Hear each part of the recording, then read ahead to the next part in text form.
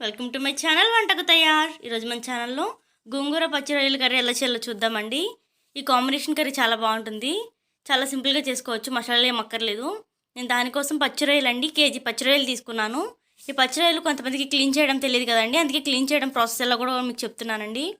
ఈ పచ్చి రొయ్యలు క్లీన్ చేసుకోవడం చాలా సింపుల్ అండి, తొందరగానే అయిపోతుంది. మీకు చూపిస్తున్నాను చూడండి వీడియోలో ఎలా క్లీన్ చేసుకోవాలో.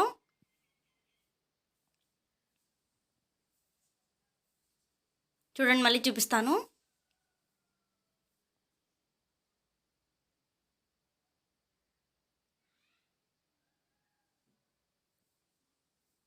అలా అంతేనండి, అలా సింపుల్గా క్లీన్ చేసుకోవాలి. అలా రొయ్యలన్నీ మొత్తం క్లీన్ చేసుకోండి. చెప్పా కదండి నేను కేజీ రొయ్యలు తీసుకున్నాను.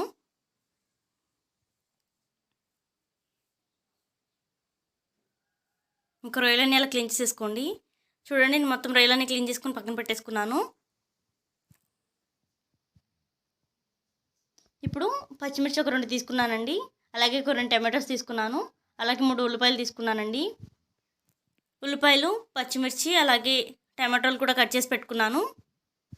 ఇప్పుడు స్టవ్ వెలిగించి ఒక పాన్ పెట్టుకొని దానిలో ఆయిల్ కానీ వాటర్ కానీ ఏం అక్కర్లేదండి. గోంగూర ముందు మామూలుగానే గోంగూర ఉడికించుకోవాలి.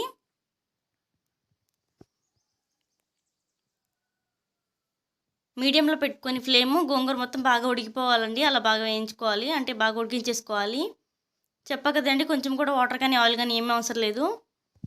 హైలో పెట్టి మంచిగా హైలో పెట్టి ఉడికిస్తే మాడిపోతుందండి, కాబట్టి హైలో పెట్టుకోకండి, మీడియంలోనే పెట్టుకొని వేయించుకోండి. అంతేనండి, అలా బాగా ఉడికిపోయిన తర్వాత ఇంక ఫ్లేమ్ ఆఫ్ చేసేసుకోండి, పక్కన పెట్టేసుకోండి గోంగూర. ఇప్పుడు ఇంకొక ప్యాన్లో మీకు చూపిస్తున్నాను చూడండి కప్పు, ఆ కప్ ఫుల్గా ఆయిల్ పోసుకోవాలి. ఆయిల్ బాగా వేడైన తర్వాత కట్ చేసి పెట్టుకున్న ఉల్లిపాయలు అలాగే పచ్చిమిర్చి వేసుకోవాలండి. ఇప్పుడు ఉల్లిపాయలు పచ్చిమిర్చి వేసిన తర్వాత ఒకసారి బాగా తిప్పేసుకోండి. ఉల్లిపాయలు పచ్చిమిర్చి బాగా వేగిపోవాలండి. ఫ్లేమ్ మీడియంలోనే పెట్టండి, హై ఫ్లేమ్లో పెట్టుకోకండి. ఇంక దగ్గర ఉండి అలా బాగా వేయించుకోండి.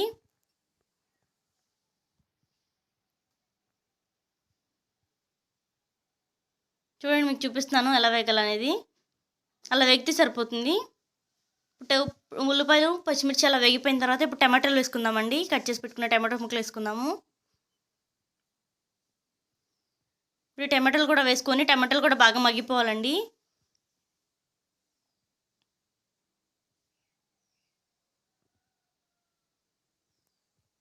చూడండి టమాటోస్ మగ్గిపోతున్నాయి, అలా బాగా మగ్గిపోవాలి టమాటాలు.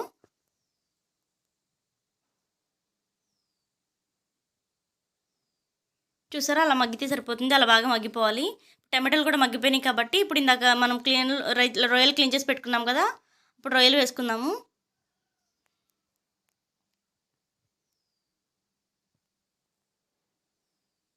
రొయ్యలు కూడా వేసుకొని ఒకసారి కర్రీ అంతా బాగా తిప్పుకోండి.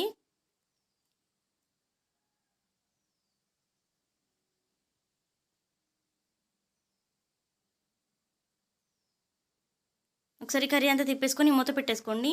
మూత పెట్టేసుకొని ఒక 10 మినిట్స్కి ఒకసారి చూసుకుంటూ ఉండాలి. ఇప్పుడు ఆ నీరంతా బయటకు వచ్చేసిన తర్వాత ఒక 10 నిమిషాల తర్వాత నేను 1/2 స్పూన్ వరకు పసుపు వేసుకున్నానండి. కారం వేసుకుంటున్నాను. కారము ఒక 2 స్పూన్స్ వరకు వేసుకోండి. మేము కొంచెం మంట ఎక్కువ తింటాం అనుకున్నప్పుడు ఇంకొక 1/2 స్పూన్ వేసుకోండి. ఇప్పుడు సాల్ట్ వేసుకుంటున్నానండి నేను.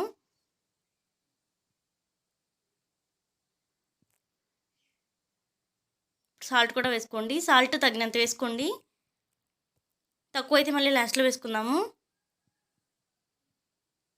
నేను ఒక 2 స్పూన్ సాల్ట్ వేస్తున్నానండి, సరిపోతుంది. ఇప్పుడు సాల్ట్ కారం పసుపు వేసాం కదా, కర్రీ అంతా ఒకసారి బాగా తిప్పేసుకుందాము. ఉప్పు కారము కర్రీ అంతా బాగా పట్టేటట్లు ఒకసారి బాగా కలిపేసుకోవాలి. ఒకసారి బాగా కలిపేసిన తర్వాత మూత పెట్టేసుకోండి. నేను ఒక 10 నిమిషాల తర్వాత చూస్తున్నానండి. చూసారా ఇంకా మనకి రొయ్యలో ఉన్న వాటర్ అంతా బయటకు వచ్చేసింది మనకి. అలా వాటర్ అంతా బయటకు వచ్చేసేయాలి, మనకి వాటర్ అంతా ఎగిరిపోవాలి. ఇప్పుడు గోంగూర వేసుకుందామండి. నేను గోంగూర మెత్తగా చేసుకొని వేసుకుంటున్నానండి. ఇప్పుడు గోంగూర కూడా వేసి ఒకసారి కర్రీ అంతా బాగా తిప్పేసుకోండి. గోంగూర కర్రీ మొత్తం పట్టేయాలి.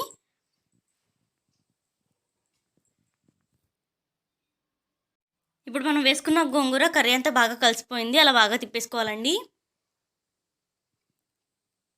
ఇప్పుడు గోంగూర బాగా కలిసిపోయింది కదా మనకి. గోంగూర వేసిన ఒక 10 నిమిషాల పాటు సిమ్ టు మీడియం మధ్యలోనే పెట్టి ఫ్లేము ఒకసారి కర్రీ అంతా మంచిగా గోంగూర మొత్తం కలిసేటట్టు ఫ్లేవర్ అంతా కర్రీలో బాగా పట్టేటట్టు 10 నిమిషాలు ఉంచితే సరిపోతుంది. మనకి ఎక్కువసేపు ఉంచక్కర్లేదండి.